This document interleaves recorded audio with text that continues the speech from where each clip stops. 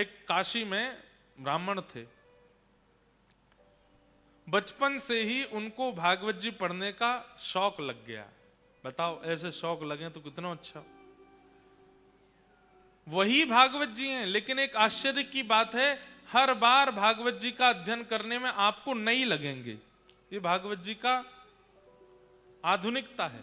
जितनी बार आप सुनोगे, जितनी बार आप पढ़ोगे, जितनी बार आप अध्ययन करोगे, उतनी बार भागवत जी नवीन हो जाती हैं। पुरा अपि नवम इति पुराणम, इसीलिए पुराण है। और पुराण भी नहीं है, महापुराण है। तो काशी में एक विद्वान रहते थे, बचपन से उनको भागवत जी पढ़ने का शौक लग गया। अब तो ऐसा शौक लगा, उठते बैठते चलते फिरते बस उनको यही लगता मैं कहीं एक आसन लगा के बैठ जाऊं, भागवत जी पढ़ूं। परिवार के बच्चों के साथ खेलने भी जाते तो बच्चे खेलते, वो बैठ के अपने भागवत जी पढ़ते रहते। सब लोग गंगा स्नान के लिए जाते, वो गंगा स्नान करके तुरंत भागवत जी पढ़ने लगते। सब ब्याह में गए, वो पीछे बैठ के भागवत जी पढ़ते रहते। इतना भागवत जी के प्रति आदी हो गए कि कोई और कामकाज उनको भाता नहीं था। घर वालों ने कहा ब्याह करा दो इसका, अपने आप बुद्धि ठिकाने आ जाएगी। कोई काम नहीं करता, धंधा नहीं करता, पूरे दिन ये किताब सी पढ़ता रहता है। किताब नहीं है, साक्षात कृष्ण है भागवत जी। घर वालों ने विवाह करा दिया। विवाह के बाद भी वही बात है ना, ठाकुर जी जिसको पकड़ लें वो कैसे भी नहीं बदलेगा। विवाह के बाद भी भागवत जी को नहीं छोड़ा। रात्रि में नींद खुल जाती है तो उठ के हाथ मुंह धो के आचमन करके भागवत जी पढ़ने लगते हैं। सुबह उठते हैं तो भागवत जी पढ़ते मिलते हैं, दोपहर में तो भागवत जी। पत्नी भी कुछ दिन तो सहती रही, उसको भी लगा ये कुछ करते धरते नहीं। एक दिन पतिदेव से कहा गृहस्थ आश्रम में आ गए हैं, थोड़ा कुछ कार्य धंधा भी किया कीजिए। देवी हम आपसे एक सत्य बात कहें। बोले क्या? हम और सब कामों में नालायक हैं, नहीं कर पाएंगे। आप देख लो, कुछ आपको भाई तो कर लो घर चलाने के लिए, हमसे नहीं होगा। आजकल की कन्या होती तो छोड़ के चली गई होती, पर पुराने भारत के बोले अब क्या करें, हम ही कुछ करते हैं। तो वो घर घर जाती, भोजन बनाती और उससे जो वेतन मिलता उससे घर चलता था। पतिदेव कुछ नहीं करते। चलने लगा घर, 2-3 बालक भी हो गए, लेकिन भागवत जी के प्रति मोह घटा नहीं।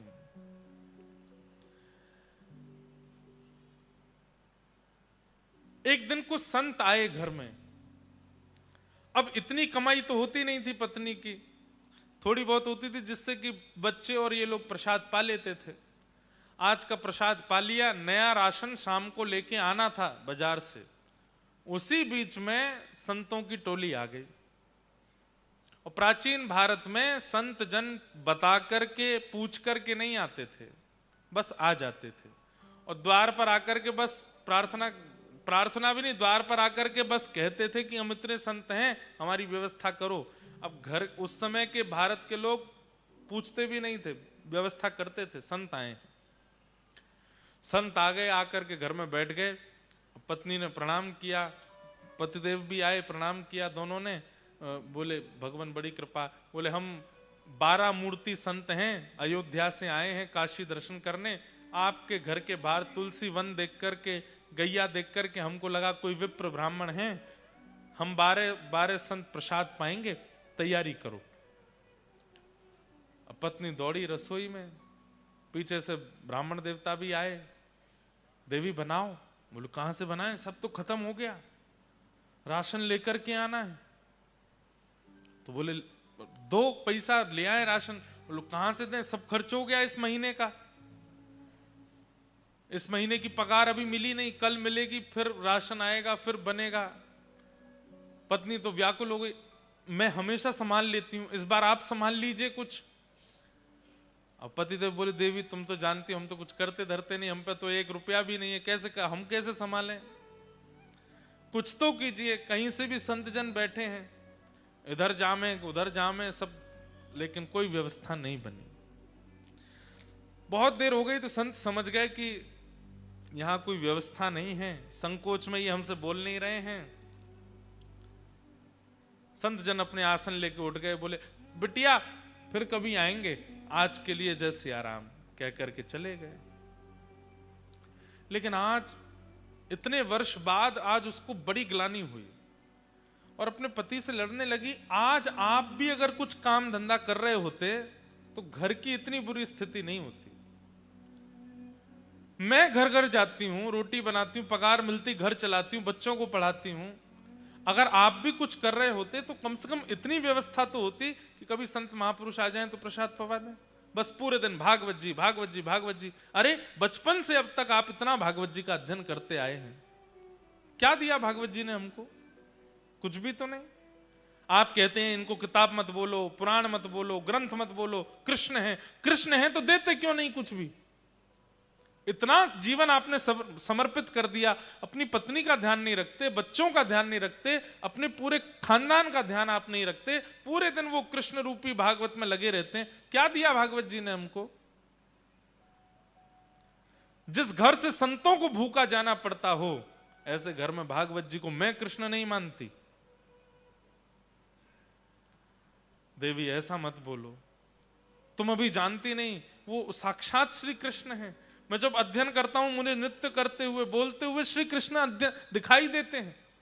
तो ऐसा है, फिर आज एक काम कीजिए। बोले क्या? अपनी उठाइए भागवत जी और चले जाइए, घर में संभाल लूंगी, बच्चों को मैं संभाल लूंगी, सर्वस्व आपकी भागवत जी हैं।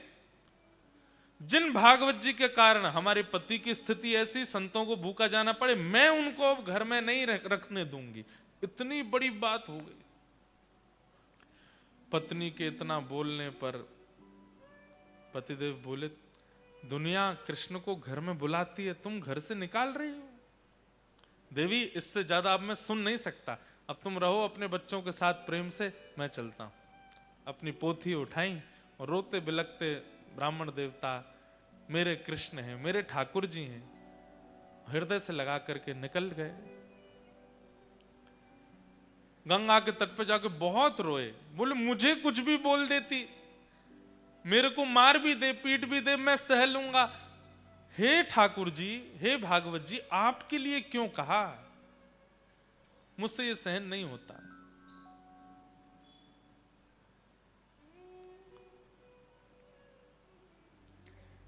प्रबल प्रेम के पाले पड़कर हरि को नियम बदलते देखा, अपना मान टले टल जाए, पर भक्त का मान न टलते देखा। जब रोने लगे वो ब्राह्मण देवता, भागवत जी को हृदय से लगा के, ठाकुर जी से सहन नहीं हुआ। ठाकुर जी मन में विचार करने लगे, भैया ये 40-41 वर्ष के हो गए ब्राह्मण, और जब से इन्होंने होश संभाला तब से केवल भागवत जी का ही अध्ययन किया, भागवत जी का ही पाठ करते हैं, कुछ काम कुछ भी नहीं, सब कुछ मुझे अर्पित कर दिया, और आज भागवत जी के लिए 2 शब्द गलत सुन के घर से ही निकल गए। मैं जाऊंगा। और काशी में छोटे से गोपाल जी प्रकट हो गए, और प्रकट होकर के ऊंची धोती पहन करके, सिर पर बढ़िया स्वाफा बांध करके, और बढ़िया कजरारे नेत्र हैं ठाकुर जी के, हाथों में कड़ूला पहने हैं, पैरों में सुंदर पाजेब पहनी है, कमर में करधनी पहनी है, गले में कंठा और एक सुंदर बगनखा पहना है, कानों में छोटे छोटे सुंदर हीरे के मोती हैं।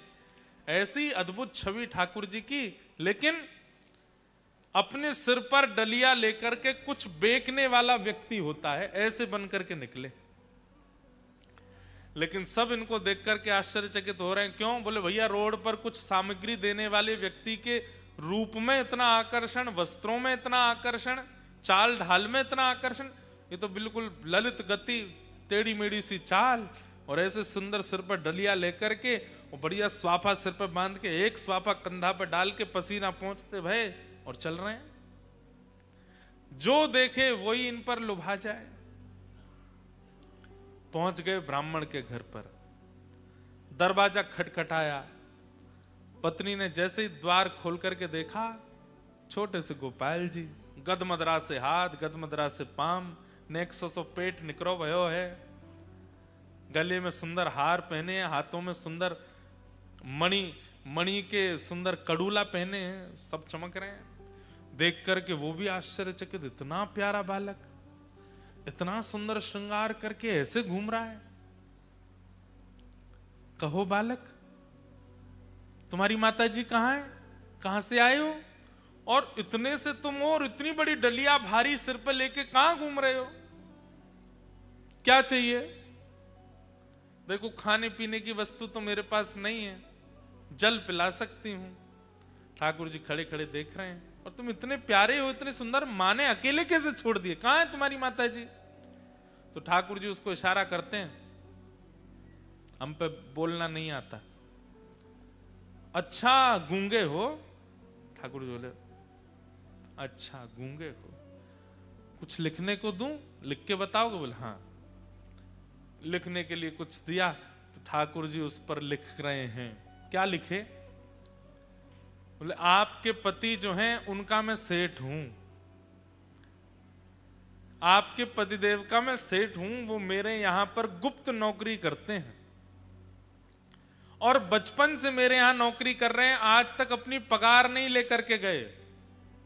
आज मुझे कैसे भी करके पता चला कि उनको धन की बड़ी आवश्यकता है, तो 12 वर्ष की आयु से लेकर के 41 वर्ष की आयु तक उन्होंने जितना भी मेरे यहां कार्य किया, उसकी जो पगार होनी चाहिए वो सब लेकर के आया हूं, आपके द्वार पर रख करके जा रहा हूं, उनको दे दीजिएगा। ऐसा कह करके लिख करके उसको पकड़ा दिया। अब वो पढ़ने लगी, पढ़ते पढ़ते पढ़ते अंत में सोच भी रही है, इतने छोटे से सेठ जी हमारे पतिदेव के, जैसे देखा तो डलिया रखी है, ठाकुर जी तो अंतर ध्यान हो गए वहां से। डलिया के ऊपर से जैसे ही वस्त्र हटाया, ऐसी ऐसी मणियां रत्न आभूषणों से जड़ित, और इतने सुंदर सुंदर उसमें स्वर्ण के आभूषण, मणियां, हीरे जवाहरात सब चमक रहे हैं। अरे काशी के नरेश के पास भी इतनी संपत्ति नहीं होगी जितनी संपत्ति और बहुमूल्य मणियों को देख करके वो बालक है। पत्नी की तो आंखें खुली रह गई, बोले कि पतिदेव इतनी बड़ी नौकरी करते थे, आज तक नहीं बताया। डलिया उठाने लगी तो उठी नहीं, बच्चों को बुलाया, 3-4 बच्चे स्वयं लगे तो जैसे तैसे खिसका के भीतर लाए। इतनी धन संपत्ति देख करके पत्नी तो बड़ी व्याकुल हो गई। छोटे वाले बालक को भेजा, जाओ पिताजी को ढूंढो, गंगा के तट पर होंगे, उनसे कहो जल्दी हमें लौट करके, माँ ने बढ़िया पकवान बनाए हैं घर में। बालक दौड़ा दौड़ा गया तो वहां पर भागवत जी का पाठ कर रहे थे, अश्रुबिंद गिर रहे हैं। पिताजी जल्दी घर आइए, मैया ने बहुत सुंदर पकवान बनाए हैं आपके लिए, वो प्रतीक्षा कर रही हैं, आप पाएंगे तभी पाएंगे, जल्दी आ जाइए। ब्राह्मण देवता सोचने लगे, लड़ने के बाद पकवान कौन बनाता है घर में, हमको घर से निकाल दिया, इतना सब कुछ बड़ा बुरा बोल दिया, और सुबह संतों को पवाने के लिए एक फूटी कौड़ी नहीं थी, अब पकवान बनाए हैं। चलो, भागवत जी का पाठ पूर्ण करके हृदय से लगा के गए। लौट करके घर जैसे ही आए, द्वार खटखटाया, इतने में तो पत्नी उसमें से कुछ स्वर्ण लेकर के बढ़िया साड़ी आड़ी खरीद के बढ़िया सुंदर तैयारियां करके आ चुकी घर पर, पूरा घर सजा दिया। जैसे ही द्वार खुला, अपनी पत्नी को इतने सुंदर वेश में देख करके ब्राह्मण देवता, अच्छा गलती से आ गया हूँ, कोई और घर है शायद आगे वाला होगा। पत्नी बोली, अरे यही मैं ही हूं, कहां जा रहे हैं? देवी तुम हो? इतनी गोरी पहले तो नहीं लगी थी, इतना बढ़िया वस्त्र पहले तो नहीं पहना, कहां से आया? बच्चे आए निकल करके, वो भी बढ़िया सुंदर सुंदर धोती कुर्ता पहन के, तो बच्चों को देख के बोले, ये कहां से लाए हो? मैं तो आज इतने वर्ष हो गए, एक एक 2 कुर्ताओं में पूरा जीवन निकाल दिया, कैसे आया भाई, ये कौन करके गया ये सब? पत्नी बोली, ज्यादा होशियार मत बनिए, सारी पोल पट्टी खुल गई है आपकी। बोले, क्या पोल पट्टी? बोले, आपकी नौकरी वोकरी के बारे में सब पता चल गया हमको। पतिदेव बोले, कौन सी नौकरी, हम कुछ नहीं करते। अच्छा आओ भीतर आओ। भीतर ले जाकर के डलिया रखी थी कमरे में, खोल के दिखाया, देखिए रत्नों की चमकाहट देख करके बोले, देवी कहां से चोरी करके लाई हो? बोले, चोरी नहीं करके लाई हूं, आपका मालिक आया था, गूंगा मालिक। और एक बात बताइए, इतना छोटा, हमारे बच्चों से भी छोटा था वो, उसको मालिक, लेकिन क्या सुंदर उसका वर्ण, आहा क्या कड़ूला पहने थे, सिर पर क्या सुंदर पाग बंधी थी, उस पर मोती के हार, गले में कंठा, कौंधनी, पैरों में पाजेब, थोड़े थोड़े नील वर्ण के सा अंग। अब ये पत्नी बोलती जाए और पत्नी ठाकुर जी का चिंतन पति देव के चित्त में आ रहा है कि निश्चित ठाकुर जी आए। देवी तुम्हें कैसे पता? उन्होंने बताया। बोले कि लिख के दे के गए हैं। जब बोले मुझे दिखाओ कहाँ लिखा है। पर्चा दिया तो पत्र देखा, उसमें जितनी लिपियां थीं वो लिपियां देखते देखते वो आपस में मिलने लगी और मिलते मिलते मिलते मिलते वो समस्त लिपियां एक आकृति बनाती हैं और उस आकृति में नन्हे से गोपाल जी सिर पर डलिया रखे ऐसे खड़े हैं, वो एक आकृति प्रकट हो जाती। नेत्र सजल हो गए, बेहोश हो गए ब्राह्मण देवता। होश में आए तो रोने लगे। देवी वो कहाँ गए, कहाँ चले गए, मुझे बताओ ना। अरे सेठ जी हैं, तुम्हें तो पता होगी कहाँ है। अरे वो सेठ मेरे नहीं है, पूरे विश्व के सेठ हैं। साक्षात ठाकुर जी आए थे। और ये जो बात कहकर के गए ना कि मैंने जीवन भर उनके यहां नौकरी की है, ये भागवत जी ही, मैं अकिंचन भाव से भागवत जी का जो पाठ करता था उसी का वो पूर्ण जो भी मैंने किया है उसका वो सब वेतन देने के लिए आए थे। श्रीमद् भागवत जी को तुम कृष्ण नहीं मानती, वो भागवत जी कृष्ण स्वरूप ही आए थे और ये सब दे करके गए। श्रीमद् भागवत ग्रंथ नहीं है, पोथी नहीं है बंधु, आज आ गए हैं। प्रयास कीजिएगा, अपना आसन संग लेकर के आइए। जिस स्थान पर बैठे हैं नित्य उसी स्थान पर बैठिए, एक एक शब्द ध्यान से सुनिए और सुनने के बाद अपने जीवन में उतारना प्रारंभ कर दीजिए। एक क्षण की भी कथा छूटे ना। आप अनुभव करेंगे 8वें दिन से ही स्वप्न में, अनुभव में, किसी कृपा से ठाकुर जी की अनुभूति होने लग जाएगी। भागवत जी की ऐसी कृपा है। श्रीमद् भागवत साक्षात कृष्ण की प्राप्ति कराती है। 5 वर्ष की भागवत जी की सेवा का फल हमको मिला। श्री गिरधर लाल जी 5 वर्ष की सेवा होते ही गिरधर लाल जी मिल गए। 5 साल हुए थे कथा करते हुए, तब लाल जी आए। उसके बाद 5 साल और हो गए, 10 साल हो गए। अब 5 साल होते ही अब जनवरी में श्री जी भी आ जाएंगे, तो श्री राधा गिरधर लाल हो जाएंगे। हम तो अपना प्रमाण दे रहे हैं कि हमें 5 वर्षों में ठाकुर जी कुछ कुछ प्रदान कर देते हैं अपने रूप को। आपको नहीं देंगे, सबको देंगे। भागवत जी कृष्ण है। सूत जी महाराज कहते हैं, काल अव्याल मुखग्रास त्रास निर्णास हेतवे श्रीमद् भागवतम शास्त्रम कलौ कीरेण भाषितम। भागवत जी ही कलयुग में कृष्ण प्राप्ति करा सकती, उनका आश्रय ले लो।